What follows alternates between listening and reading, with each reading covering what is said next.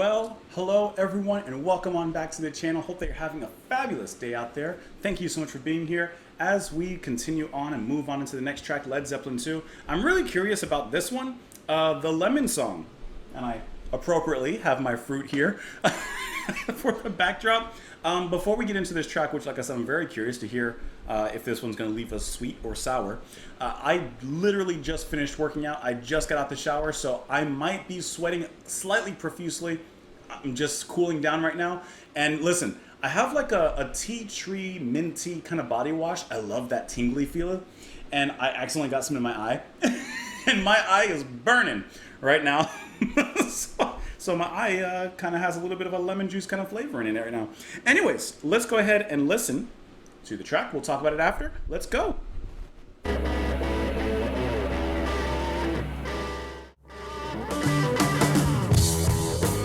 Oh, that's a dredged up from the bottom of the ocean. Listen to that bass.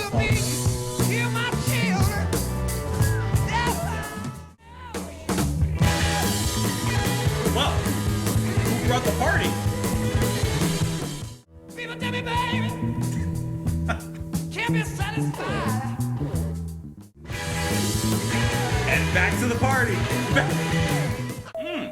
They don't even end it with like a bang. They ended it with like a more of like just a last statement and let it ring out. Let it echo true. Let it sound out on the airwaves. Woo, okay. I love obviously the song as a whole, right? We're going to talk about it. But what I really enjoyed was the transition from the more, I guess, like typical rhythm. And then it just goes from shindig to hootenanny. In less than 60 seconds, it just goes from dun dun dun, like kind of like that, and dun, dun, dun, dun, dun, like it goes into blues thrash. All right, so we've listened to a couple albums from Led Zeppelin at this point. We listened to their first album, or listened to House of the Holy.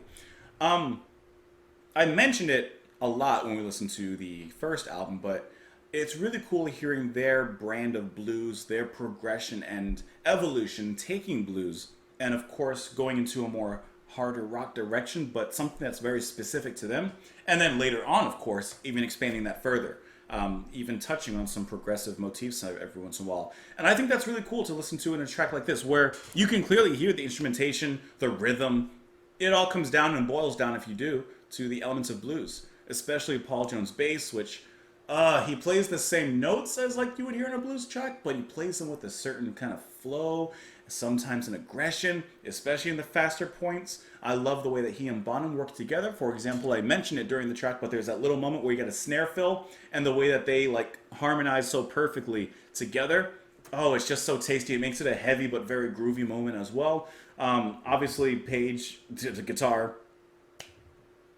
Duh.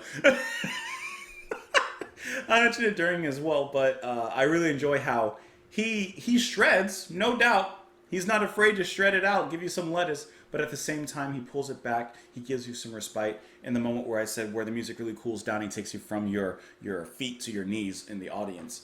I really like how he allows the band to have space, allows a certain atmosphere. I could hear that in a live setting. Allow that atmosphere to just kind of sit and dwell and flow, allowing all the instruments and all the musicians their space to really tell their stories. And going back to Page, his guitar playing is very vocal. It emulates vocals as well in a lot of ways. And I think that brings a certain humanity into the music, you know? Because I think it's sometimes hard to hear the person behind the instrument. You know, some people can play the instrument, play it very well, but can you hear the person behind the instrument or who's playing the instrument? Here, it's very clearly defined. There's no question about it. Lyrics on here. I should have quit you long time ago. Yeah, a long time ago. I wouldn't be here, my children, down on this killing floor. I should have listened, baby, to my second mind. I should have listened to my second mind. Every time I go away and leave you, darling, you send me the blues way down the line. He should have listened to his second mind. You know when you react to something initially, and then later on, like hours later, you think back and you're like, oh, I should have done this? That's what he's talking about right there. Babe, yeah, give it to me, baby. I'll take it down a little bit. People tell me, baby, can't be satisfied. Trying to worry me, baby, but I can never get you with myself. Squeeze me, baby, till the juice runs down my leg. The way you squeeze my lemon, I'm going to fall right out of bed. I don't know what he's talking about there. I don't know what he means. Apparently, this track is, I guess, a cover technically of a 1964 song by the name of "Killing Floor," originally credited to Howlin' Wolf. I've not heard that particular track, nor am I familiar with Howlin' Wolf, but it says that that song became the basis for the Lemon song here. Anyways, great little track. I love this. I love the change from Shindig to Hootenanny. Let me know what you guys thought of it in the comments below. You can follow me over on Twitter. You can support the channel on Patreon. I appreciate you being here. Have a wonderful rest of your day, and I'll see you all later, guys. Bye.